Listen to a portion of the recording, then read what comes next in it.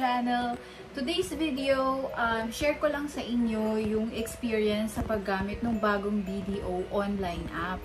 I highly suggest guys na i-download nyo na yun para yun na yung gamitin nyo instead yung luma nilang BDO digital banking.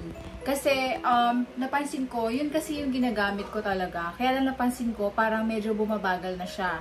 So yung BDO online app guys, yan yung bago nilang mobile app. So, kapag i-type nyo lang BDO online sa App Store or sa Play Store at lalabas na yan. So, ganito yung itsura. So, ayan yung pipiliin ninyo na i-download nyo. Okay. So, kapag na-download nyo na, pag nag-login kayo dyan, ang gagamitin nyo lang din naman, same lang dun sa ginagamit nyo na existing username at password doon sa lumang mobile app nila. So, kapag ang maganda dito guys ang maganda dito sa BDO online app, halimbawa, yung luma nyong mobile banking is hindi pa nakakonekta doon or nakalink yung credit card nyo.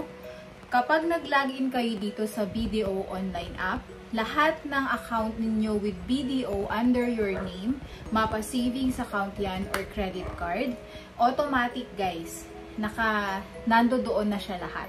So, ibig sabihin, hindi nyo na kailangan mag-manual enrollment pa nung mga savings account or mga credit card ninyo kasi matik na siya once you log in sa bagong BDO online app.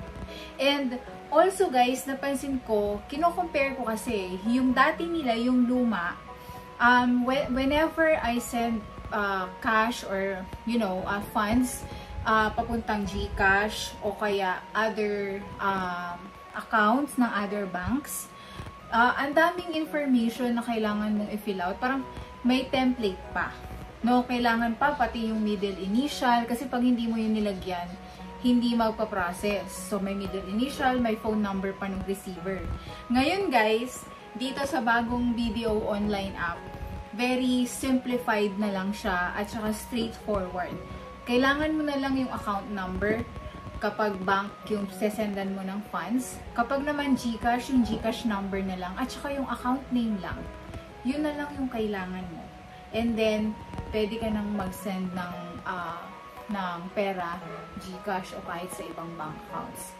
So, sobra-sobra talagang convenient. And, another thing na maganda dito guys is nagdagdag sila ng billers. Kasi yung luma nilang BDO digital banking, dati wala dun yung BPI credit card. So, kung may BPI credit card ka, pwede ka na magbayad ng credit card mo using BDO online app. O, diba?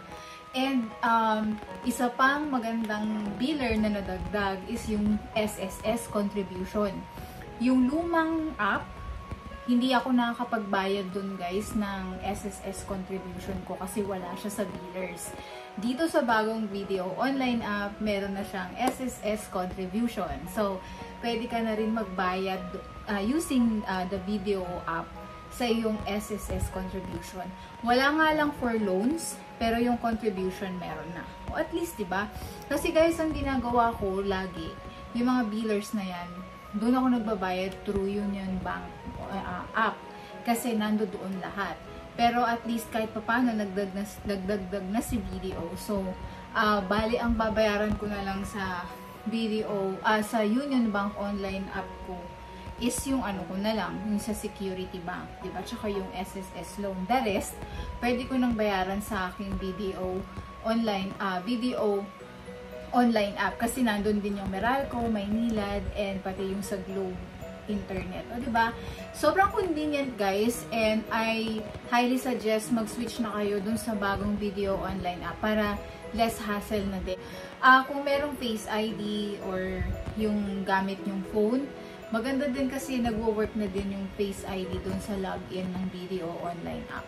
So, super convenient. Di ka na maglalagay, magta-type-type pa ng username at saka password na pag nagkamali ka, makatatlong mali ka, malalak na yung account mo, diba? So, ganun lang kasimple guys, and i-download nyo na talaga. So, kung meron pa kayong tanong about dun sa video online app, let me know lang. Put your comment below. And maraming salamat sa panood ng short video na to. Sana kahit papano, ma-encourage ko na kayo na gamitin nyo na yung bagong video online app for seamless transactions, diba? Ayan. So, thank you again and see you on my next video. Bye-bye!